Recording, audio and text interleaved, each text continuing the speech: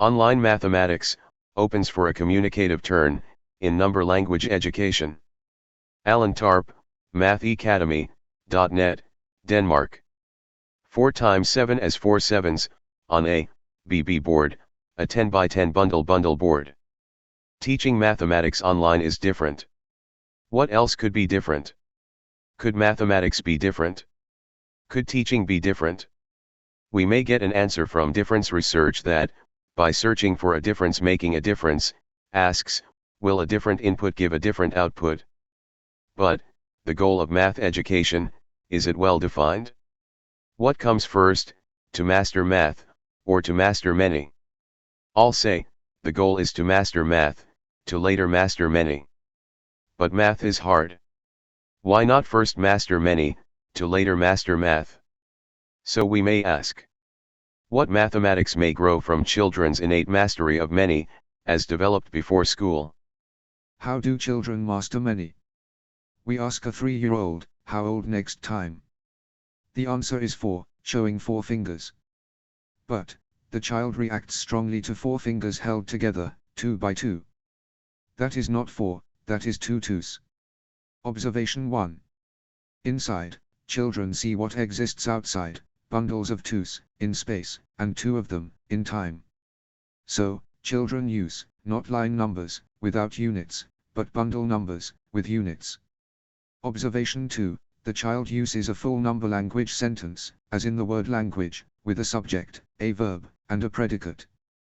That is 2 twos, shortened to the formula, T is 2 twos. Kids use units, 2 threes, schools don't. So math differs, inside and outside, the no-unit math greenhouse. Inside the no-unit math greenhouse, 2 plus 1 is 3, always. This is mathematism, true inside, but seldom outside. Outside, we use, many math. Asking 2 plus 1 is what? The answer depends on the units. 2 weeks plus 1 day, is 15 days. 2 meter plus 1 meter, is 3 meter. 2 kilometer plus 1 millimeter, is 2 kilometer. $20 plus 10%, is $22. 2 plus 3 is 5 sometimes, but 2 times 3 is 6 always. Why? Because here, 3 is the unit. So, can mathematics education be different? Maybe, as a process instead of as a product. A basic calculator contains core math, digits, and operations on buttons, and multi-digit numbers on the display. But, the digits and operations only occur as end products, we don't see the process creating them. We see the 5-digit as one symbol in space, we do not see how it may be formed in time, by uniting 5 sticks or strokes into one icon. Likewise, we see the total T equal 234 as one number without units, and not as 3 numberings of singles, bundles, and bundles of bundles, that is, as a polynomial, also including the units, T is 2 times BB, plus 3 times B, plus 4 times 1. And we teach 6 times 7 as 42, instead of building it up of 6 sevens. All this suggests an immediate answer to our 2 questions. Mathematics may be taught as a process, with actions in time, instead of as an end product, in space. Teaching mathematics as a process, instead of as a product, makes a difference. Because, where there are 8 product competencies inside the no-unit greenhouse, there is only 2 process competences outside, to master many, first we count, then we add. Teaching math as a process, instead of as a product, will make math a number language about many. Teaching process before product follows existentialism, holding that outside existence precedes inside essence.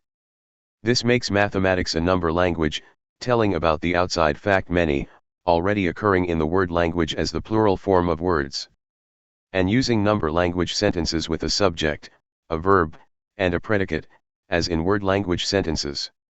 So, an outside total of 2 threes, will inside become the number language sentence, T equals 2 times 3, also called a formula, or a function. Actions on a 10 by 10 bundle board, may develop the number language.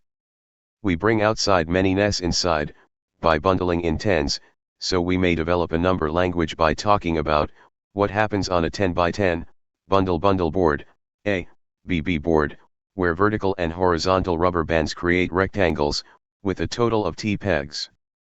4 times 7, as 4 sevens, on a BB board, a 10 by 10 bundle board. Microcurricula may show if this difference makes a difference. We asked, will a different input give a different output? Here the different input will be teaching mathematics as a process in time, instead as a product in space. The processes will be actions, on a 10 by 10 bundle board, a BB board, inspired by the paper below. To test the output, we first design microcurricula, MC01 to 18, where we inside describe outside actions. The paper in Journal of Math Education is called, Mastering Many by Counting and Recounting, before adding on top and next to. The microcurricula from 01 to 06 are: building digits with strokes or sticks, counting sequence in icon bundles, including the units, counting sequence with 10 bundles, including the units, counting squares, or bundles, recounting icon units in tens as tables. Iconizing counting leads to recounting. The microcurricula from 07 to 12 are: recounting tens in icons creates equations. Recounting in physical units gives pure numbers. Recounting in the same units gives fractions. Recounting the sides in a rectangle gives trigonometry, before geometry. Recounting as squares gives the square root. Recounting in squares allows solving quadratic equations. The microcurricula from 12 to 18 are: adding on top and next to gives proportionality and calculus. Calculus as adding pure numbers.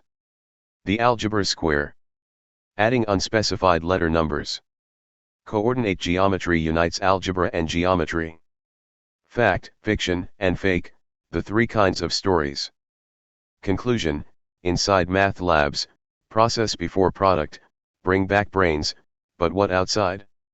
Using the number language, and flexible bundle numbers with units, to tell about actions, on a 10 by 10 bundle board, the actors all learn core math. Some may want to also learn the details in footnote math. But, should they be forced to do so? Or, should mathematics retake its original Greek goal, as a natural science about many, and thus stay as the human number language about many, that children develop before school? The communicative turn, in language education. Before 1970, foreign language was taught as an example of its grammar. Then a reaction came, with the communicative turn. Halliday said, a functional approach to language means investigating how language is used, trying to find out what are the purposes that language serves for us. Likewise, Widdowson adopts a communicative approach to the teaching of language, allowing more students to learn a language through its use for communication about outside things and actions. So, the question is, can mathematics also have its communicative turn? A final question. In the United Nations 17 Sustainable Development Goals, number 4 is about quality education. Should ethical quality education force children to enter inside a no-unit math greenhouse that slowly strangles their innate number language by using line numbers to learn no-unit addition that folds outside? Where children's innate mastery of many just waits to be developed by flexible bundle numbers available at their fingertips. Theoretical background. Mastering many, by counting and recounting, before adding on top and next to. Journal of Math Education. Demodeling numbers, operations, and equations. From inside to outside understanding. Ho Chi Minh City University of Education. Woke math never forces fixed forms upon flexible totals. Flexible bundle numbers develop the child's innate mastery of many. Workshop. YouTube video. Other Mr. Al Tarp YouTube videos. Online mathematics opens for a communicative turn in number language education. Thank you for watching.